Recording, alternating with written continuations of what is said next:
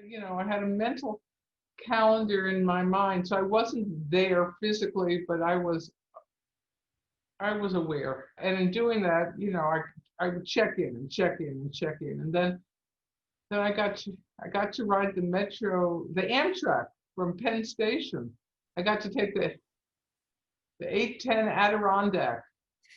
Believe it or not, you go to Montreal on this train and people presented their passport at Penn Station, which I always found very funny. Um, and I'd call Carla from Hudson, New York. I'd be 18 minutes away. I mean, she'd pick me up. I rode the rails. Carla, did you say to your mother expressly, this is how you can help me? How did that go? Well, I think in terms of physical visits, I have to give a strong shout out to my mother-in-law, who lived closer and with whom I have also wonderful relationship, which is also, I know, not necessarily a typical thing. But she had already been coming once a week before Talia was diagnosed to just give me a break because I had 2 older children. And so she continued those once weekly visits. So I knew that I had that break.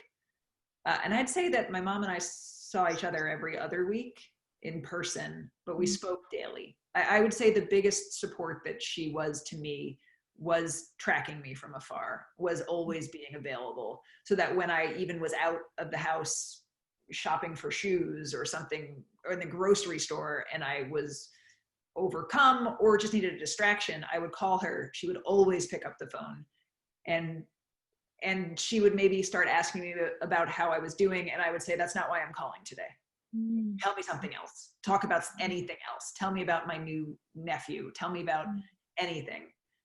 Or sometimes I would call and that would be the only thing I'd want to talk about. And so she was responsive to me and didn't try to lay too much on me. She'd listen. Even though Carla was calling half the time from the bagel shop and all of which are really serious things. I'll be calling and she'll say, no, with cream cheese.